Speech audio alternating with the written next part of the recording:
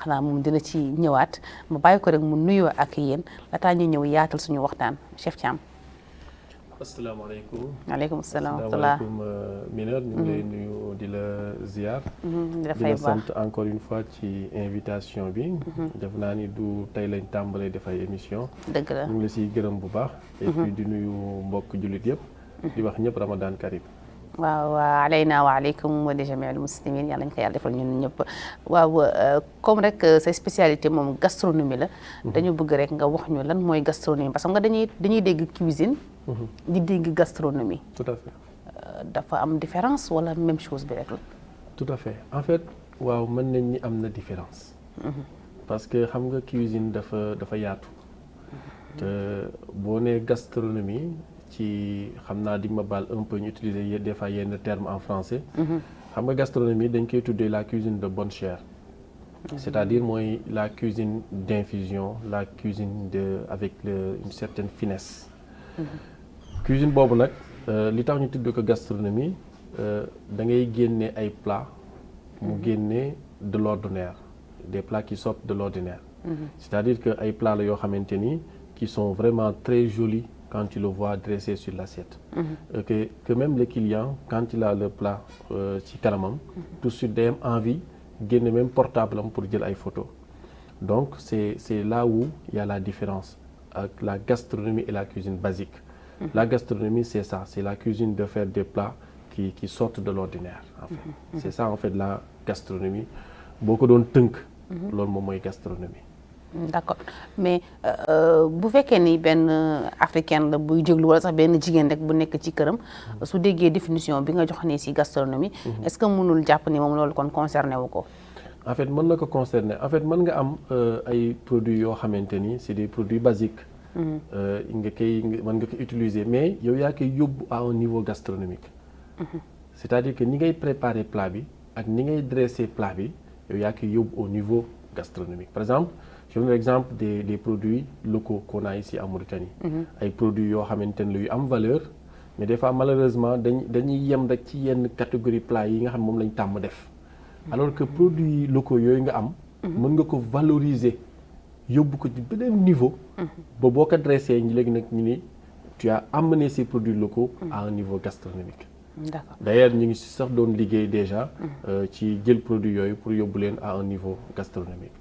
Est-ce que mën naa jël par exemple suñu ceebu jën national wala suñu ngëmbu national yóbbu ko ci niveau gastronomique boobu te fekk dénaturé wu ma ko. dénaturé wu ma goût bi dénaturé wu ma nature bi même. ci produit bi. waaw mais déjà xam nga ñun ni ñuy toggee ceebu jën en réalité booy xool bari na ci loo xamante ni war nañ ko réviser.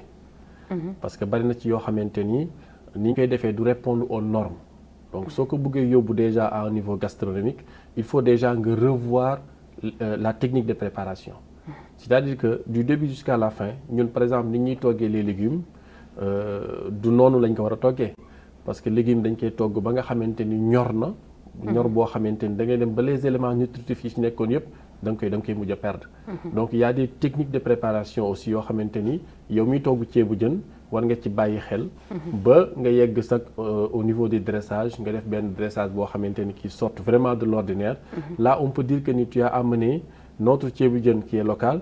tu l'as amené à un niveau gastronomique. mais il faut respecter ces techniques de préparation là. te ñun ñu ngi koy préparer à la maison malheureusement on respecte pas ces techniques de préparation. parce que ñun dañ koy def à l'ancienne de façon traditionnelle et tout. mais en réalité soo ko bëggee yóbbu à un niveau haut de gamme. il faut que ñu revoir les techniques de préparation. mais est-ce que am na intérêt su ma revoir technique de préparation bi alors que bu may lekk ceebu jën moom ma mel ne maa ngi. ma mel ne maa ngi lekk carpaccio wala maa ngi lekk beneen. mais bien sûr. mais bien sûr parce que en fait. dinaa garder le goût du ceeb. non seulement da ngay garder le goût du ceeb. mais quand même. da ngay ramener les éléments nutritifs yi nga xamante ni doon nga ko perdre ba doon da ngay def benn cuisson xam nga booy togg ceebu jën. c'est une cuisson mixte. c'est-à-dire que les cuissons dafa am une cuisson mixte. dafa am une cuisson par expansion. mu am une cuisson par concentration. am une cuisson par sous-vide. la cuisson concentration mooy lan.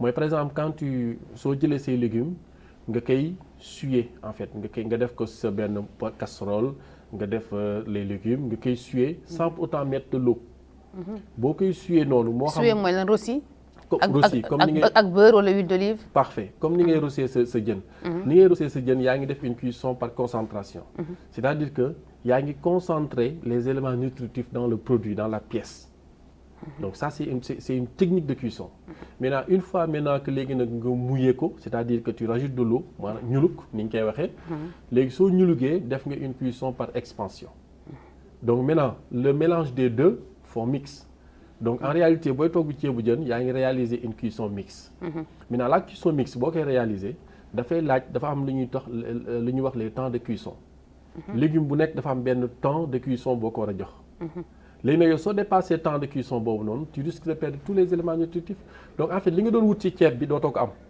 di nga lekk benn ceeb boo xamante ni y a le goût qui est là dina neex et tout mais li nga doon wut ci ay éléments nutritifs apport nutritif bi en fait tu risques de le perdre et nous nag dans la gastronomie on essaie par exemple de valoriser en fait les plats locaux yi nga xamante ni moom lañu doon togg autrement ñu essaie leen ramener leen au niveau gastronomique ci loolu nag pour ñu mën ko def nag il faut ñu revoir ces techniques de préparation donc moo tax léegi daal je pense que ni vraiment war ngay sax def yenn émission yoo xamante ni dina laaj ñu def ko nit ñi gis ko ñu xam ne nii la ñu war a préparer ceebu jën je dis pas que ni ñu koy préparer baaxul parce que loolu lañ ko tàmmee préparer mais seulement il faut que ñu revoir ko bu ñu ko bëggee yóbbu ci beneen niveau waaw man kay am problème bu koor gi jeexee moom incha allah première semaine dinaa ñëw nga defal ñu ceebu jën revisité ma goûter xool ba xam fidèle na incha allah ak suñu ceebu jën bi nga xam te ni et puis on le fera vraiment en respectant les normes parce que dafa bari yoo xamante ni parce que yaa ngi koy wax léegi je pense que ni peut-être si tu me permets je pense que au niveau de la gastronomie c'est clair mais yaa ngi wax léegi di dugg ci wàllum hygiène noonu daan ci ñëw léegi sama beneen question bi moom mooy wax nga fi cuisson yu bari façon toggin yu bari façon toggin ni yooyu nga fi lim ban nga xam ne moom moo gën ci façon toggin yi waaw léegi xam nga boo nee la cuisson par concentration moom mooy par exemple booy roussi nga jël benn viande benn steak nga poêler la ko par exemple wala nga rôtir ko par exemple mais kon yaa ngi def une cuisson par concentration apport nutritif yëpp yaa ngi koy dajale ci biir donc l'idéal c'est la cuisson par concentration parce que tu récupères tous les apports nutritifs nga def ko ci pièce bi léegi nag une fois que nag léegi nag nga mouiller ko c'est-à-dire que nga def ci ndox nga ñulug ko léegi pratiquement yi nga amoon yëpp comme apport nutritif day dem ci liquide bi léegi bu dee da nga def nag la cuisson nag par sous vide jotuma ci woon ñëw mooy nga jël sa pièce bi nga xam moom nga bëgg a togg nga filmer ko par exemple moom la cuisson par sous vide c'est-à-dire que le produit à cuire il n'a pas de contact direct avec le liquide avec la chaleur c'est-à-dire que def nga ci film donc moom tu récupères la totalité des éléments nutritifs donc ça aussi c'est un avantage donc ñaar yooyu moom booy wut avantage ci côté ni ngay garder say éléments nutritifs côté lim day mën a jox ci sa wàllu bopp yow donc je pense que ñaar yooyu moom moo gën sous vide moom la ñuy wax bain marine wala ba tey bokkul non bokkul préparation par sous vide moo xam bu dee sa poulet la wala bu dee sa viande da nga koy filmer donc mën nga ko mariner comme ni ngeen di mariner et tout nga filmer ko film ak papier plastique wala aluminium papier film nga filmer ko hermétiquement ba nga xamante ni du am benn fu muy génnee kii liquide léegi nga jël ko nag nga poché ko c'est-à-dire nga def sa benn marmite nga def ko ci biir nga tëj ko bàyyi ko muy ñor xam nga li ngay togg bu dee poulet la poulet bi ne touche pas le liquide parce qu'il y a le film qui est entre les deux donc c'est ça en fait la cuisson par sous vide boo xoolee après li ngay am après ci apport nutritif du bokk ak li ngay am bu doon da ngay def cuisson par expansion parce que quand tu mouilles de l'eau là maintenant tu risques les éléments nutritifs de les faire partir dans le liquide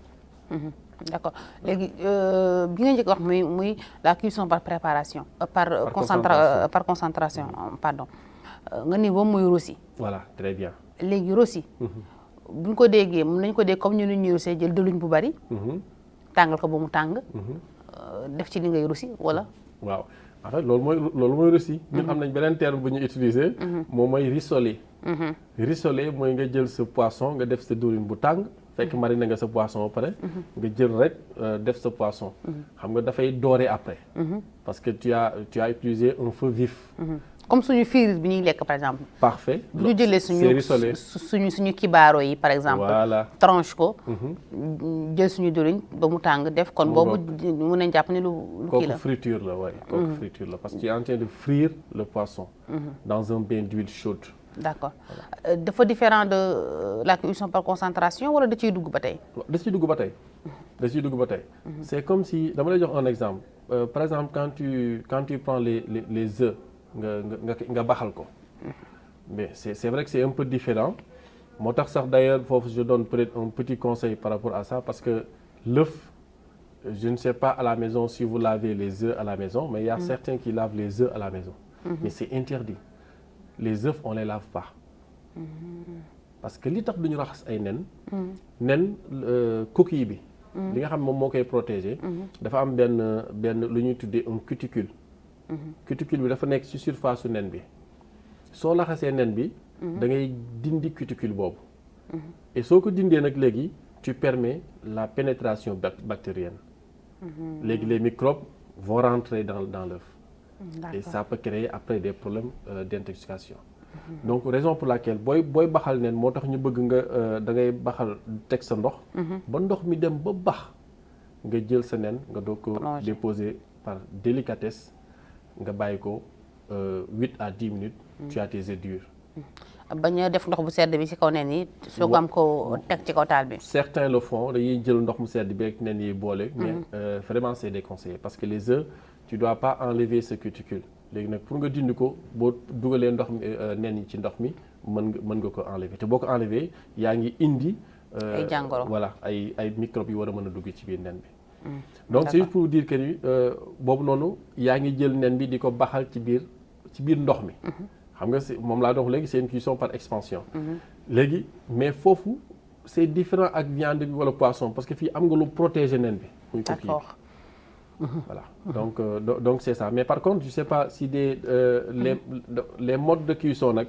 dafay différent ak loolu ñun tey boo demee ci restaurant yi généralement da ngay ñëw nga ni mode de cuisson.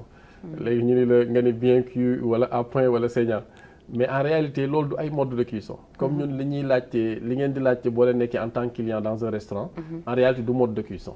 les modes de cuisson mooy li ma fi doon cité léegi nii. d'accord loolu mooy les modes de cuisson. mais par contre. bee nag nu mu tudd. bee c'est les stades de cuisson.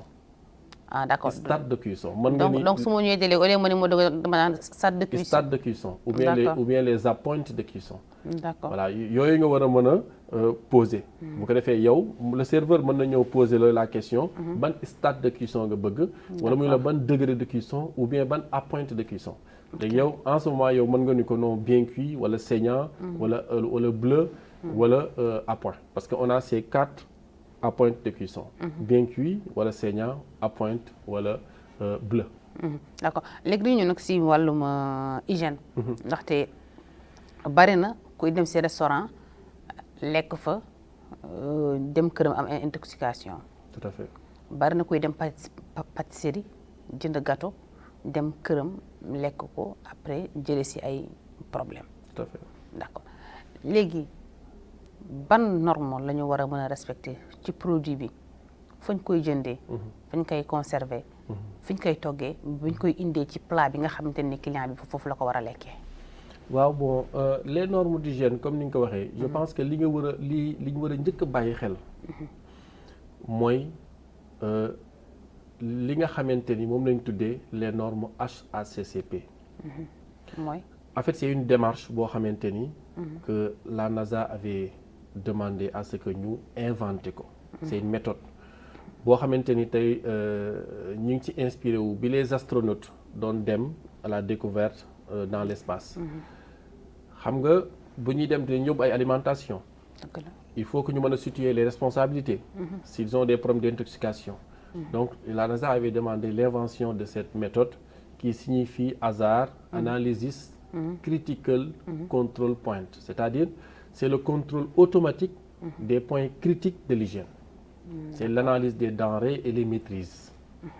donc c'est la traçabilité mooy li nga doon wax léegi ndax tey boo demee marché nga jënd la matière première boo ko indee sa kër da nga war a def benn traitement des produits nga xool ndax produit d'abord baax na au niveau texture au niveau du goût nga xool ndax produit bi c'est frais ou pas une fois que nga xam ni le produit est frais léegi nag nga jël ko war ko mën a conserver bu dee da ngay produit la boo war a conserver bu dee le poisson par exemple war a goo ko utiliser tey mën nga ko portionner ni nga koy bëggee nga congeler ko. portionner mooy.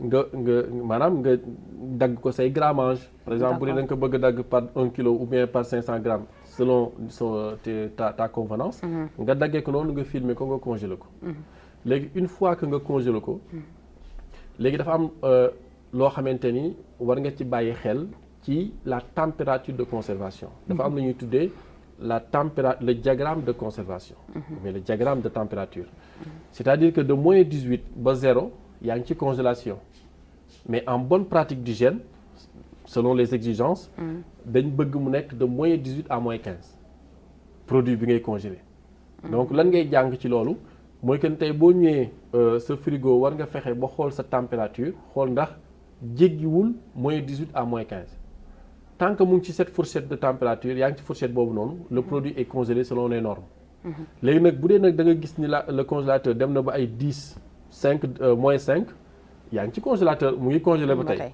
mais quand même xamal ni yaa ngi jalgati commencé jalgati nombre yi les normes war nga revoir après ce congélateur pour yóbbu ko au niveau moins 15 moins 18 donc su dee ne da ngay conserver ce produit par exemple de 0 à 3 degrés là maintenant il y a pas de développement de microbes il y a pas beaucoup de danger par exemple sa matière première jël nga ko raxas nga ko et tout bu dee produit bi boo war a utiliser nga jël ko nga denc ko sa frigo war nga ko denc ci frigo boo xamante ni c'est de 0 à 3 parce que les microbes ne se développent pas ils sont là-bas mais ils ne se développent pas mais nag de 0 nag à 10 boo ñëwee gis sa frigo température bu nekk de 0 à 10 c'est bon les microbes se développent mais de façon ralentie donc il y a pas beaucoup de risques maintenant soo dencee ces produits le frigo nga ñëw dugal ko fekk c'était à 10 degrés bi ngay dugal sa produit bon dem nga ba à un certain temps nga ñëw war a génn ces produits pour consommer ko nga xool température bi dem ba 35 degrés par exemple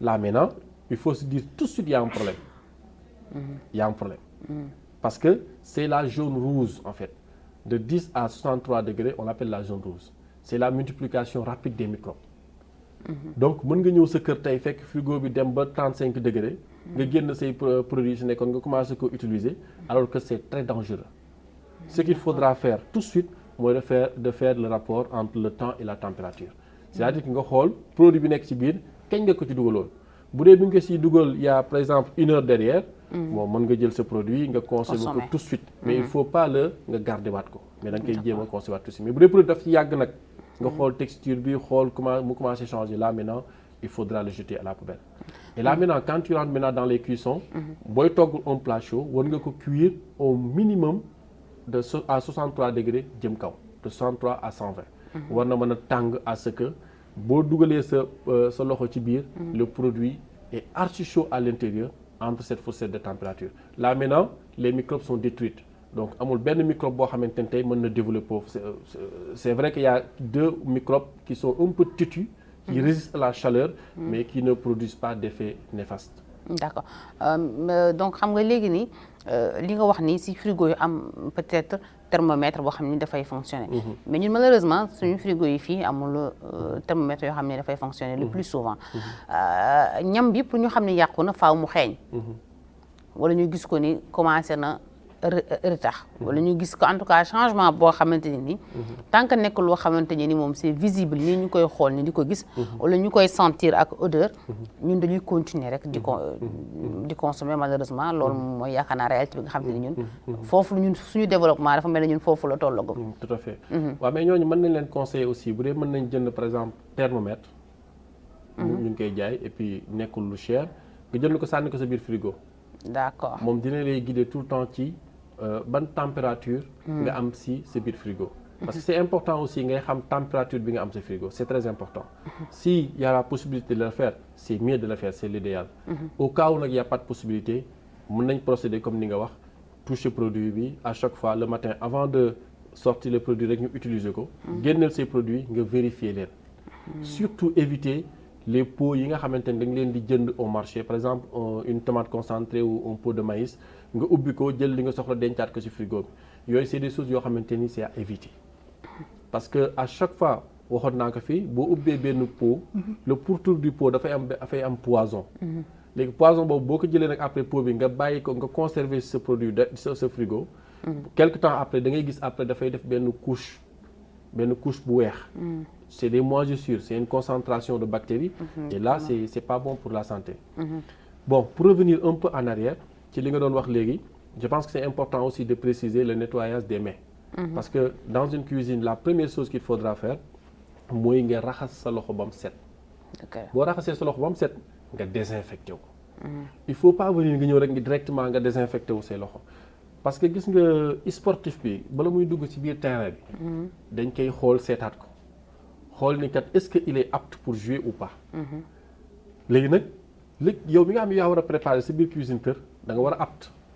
léegi nag pour nga nekk apte il faut que nga raxas sa loxo ba mu set nga désinfecté wu.